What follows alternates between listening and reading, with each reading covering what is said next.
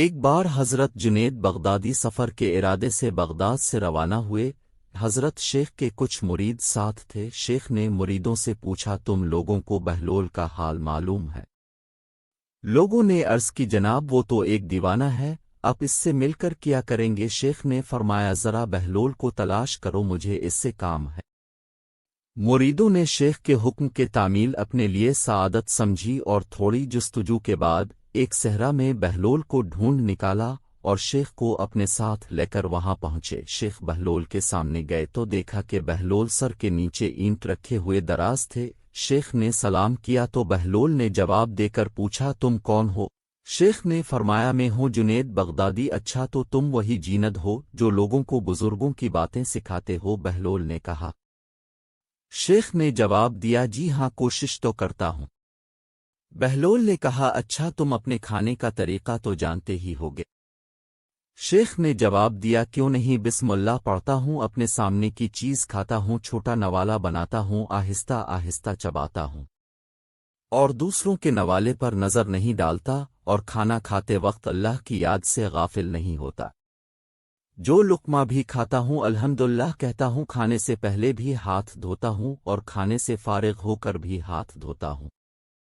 یہ سن کر بہلول الفاٹے کھڑے ہوئے اور اپنا دامن شیخ پر جھٹک دیا اور کہا، تم انسانوں کے پیر و مرشد بننا چاہتے ہو اور حال یہ ہے کہ اب تک کھانے پینے کا طریقہ بھی نہیں جانتے۔ یہ کہہ کر بہلول نے اپنا راستہ لیا۔ شیخ کے مریدوں نے کہا، حضرت یہ شخص تو دیوانہ ہے۔ فرمایا، ہاں دیوانہ تو ہے، لیکن اپنے کام کے لیے ہوشیاروں کے کان کاٹتا ہے۔ اس سے سچی بات سننا چاہتے ہو تو آؤ اس کے پیچھے چلی، مجھے اس سے کام ہے۔ بہلول ایک ویرانے میں پہنچ کر ایک جگہ بیٹھ گئے۔ شیخ بغدادی ان کے پاس پہنچے تو انہوں نے پھر سوال کیا کہ کون ہو تم؟ شیخ نے جواب دیا کہ میں ہوں جنید بغدادی، جسے کھانے کا طریقہ نہیں آتا۔ بہلول نے کہا، تم کھانے کے آداب سے ناواقف تو ہو ہی، گفتگو کا طریقہ تو جانتے ہوگے؟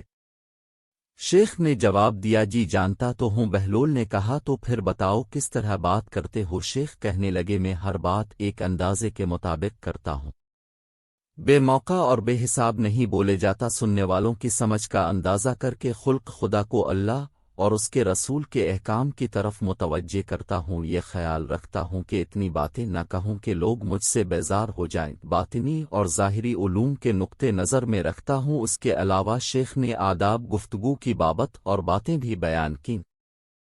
بہلول نے کہا، کھانا کھانے کے آداب تو ایک طرف، تمہیں تو گفتگو کرنے کا بھی ڈھنگ نہیں آتا۔ پھر شیخ سے منہ موڑ کر ایک اور طرف چل دیے۔ مریدوں سے خاموش نہ رہا گیا، کہنے لگے، یا حضرت، یہ شخص تو دیوانہ ہے، آپ اس سے بھلا اور کیا توقع رکھ سکتے ہیں؟ شیخ نے جواب دیا، بھائی مجھے تو اس سے کام ہے نا، تم یہ بات نہیں سمجھو گے؟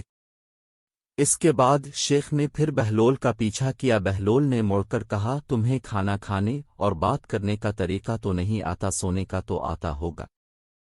شیخ نے فرمایا، جی ہاں معلوم ہے۔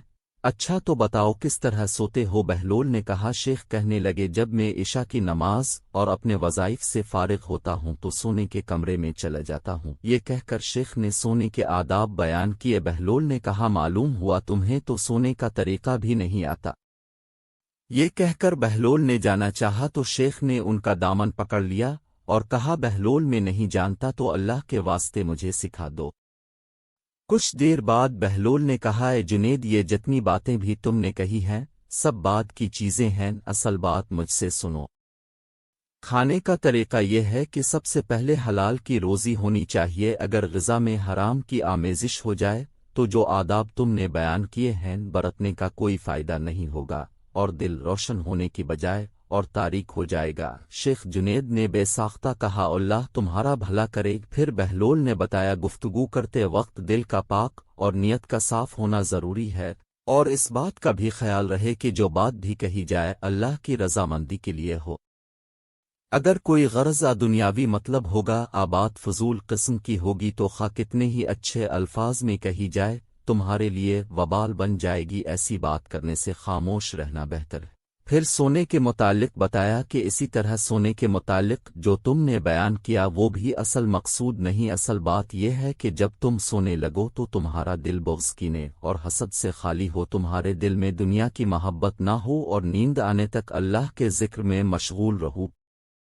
بہلول کی بات ختم ہوتے ہی شیخ جنید نے ان کے ہاتھوں کو بوسہ دیا اور ان کے لیے دعا کی۔ شیخ جنید کے مرید یہ دیکھ کر حیران رہ گئے اور بہلول کے متعلق ان کے خیالات درست ہو گئے۔ حضرت جنید اور بہلول کے اس واقعے سے سب سے بڑا سبق یہی حاصل ہوتا ہے کہ کچھ نہ جاننے پر بھی دل میں یہ جاننا کہ ہم بہت کچھ جانتے ہیں بہت نقصان پہنچانے والی بات ہے۔ اس سے اصلاح اور ترقی کے راستے بند ہو جاتے ہیں اور انسان گمراہی میں پھنسا رہ جاتا ہے۔